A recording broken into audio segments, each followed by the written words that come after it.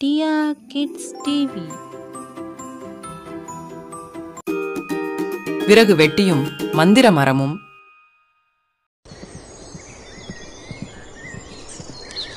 ஒரு அழகான கிராமத்தில் விறகு வெட்டி ஒருவன் வசித்து வந்தான். அவன் நாள்தோறும் ஊர் எல்லையில் இருந்து காட்டுக்கு சென்று அங்குள்ள விறகுகளை வெட்டி எடுத்துக்கொண்டு அவற்றை ஊர் மக்களிடம் விற்று பிழப்பு நடத்தி கொண்டு வந்தான். ஆமாண்ணா, இந்த விறகுக்கு நான் எவ்வளவு பணம் தரணும்? 100 ரூபா தாம்மா. இந்தாங்க அண்ணா. சரிம்மா, நன்றி, நான் வரம்மா. விறகு வெட்டி தன்னிடம் இருந்த விறகுகளை விற்றுவிட்டு வீட்டுக்கு சென்று கொண்டிருந்தான்.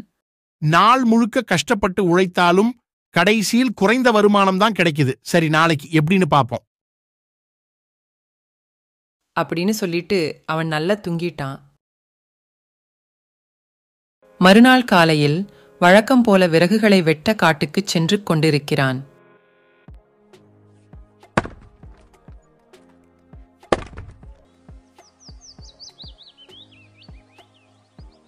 நாள் முழுவதும் கஷ்டப்பட்டு உழைத்ததால் அவனுக்கு மிகவும் களைப்பாக இருந்தது.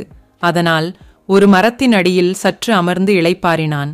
அந்த மரம் ஒரு மந்திர மரமாம். அது நினைப்பதெல்லாம் கேட்டதெல்லாம் கொடுக்கின்ற மந்திர மரமாம். அது அவனுக்கு தெரியாது. ஆஹா, எவ்வளவு இதமாக தென்றல் காற்று வீசுகின்றது.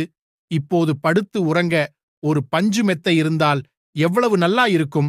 அவன் அப்படி சொன்னதும் அங்கு ஒரு அழகான பஞ்சு மெத்தை வந்தது.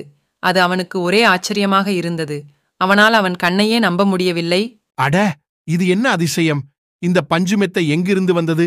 சரி, இருக்கட்டும், கொஞ்சம் நேரம் படுத்து ஓய்வு எடுக்கலாம் அப்படின்னு சொல்லிட்டு அவன் நல்லா தூங்கிட்டான்.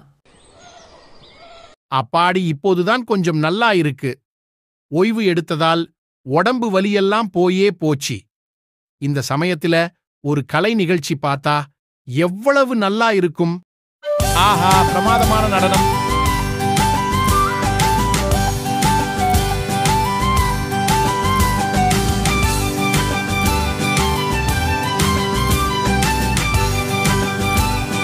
உற்சாகமான கலை நிகழ்ச்சியை பார்த்து முடித்துவிட்டு விறகு வெட்டி இப்படி சொன்னான்.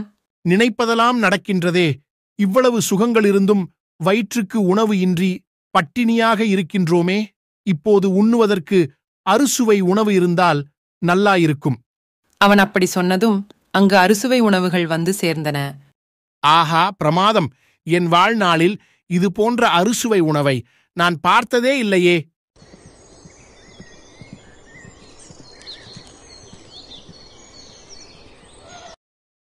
உண்ட மயக்கம் தொண்டனுக்கும் உண்டு என்பது போல் சாப்பிட்டு முடித்துவிட்டு அவன் நன்றாக உறங்கிவிட்டான். தூங்கி எழுந்ததும் அவனுக்கு ஒரே ஐயம். நம் காட்டில் தனியாக அல்லவா இருக்கின்றோம்.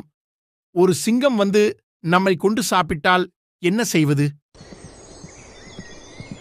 அவன் அப்படி சொன்னதும் அங்கு ஒரு சிங்கம் வந்தது. அவனுக்கு என்ன செய்வது என்றே புரியவில்லை. பயத்தில் உறைஞ்சி போயிட்டான். சிங்கம் சிங்கம் அந்த சிங்கம் வந்து அவனை கொன்று சாப்பிட்டு விட்டது. இந்த கதை மூலமாக நாம என்ன தெரிஞ்சுக்கிட்ட விஷயம் என்ன? நம் எண்ணப்படிதான் நம் வாழ்க்கை அமையும். நாம் உயர்ந்தவற்றே நல்லதை எண்ணினால் நம் வாழ்க்கை நல்லதாகவே அமையும். தவறான எண்ணங்களை எண்ணினால் நம் வாழ்க்கை துன்பம் நிறைந்ததாக இருக்கும். எனவே நாம் உயர்ந்தவற்றையே நினைக்க வேண்டும். Thanks for watching. Like, share and subscribe.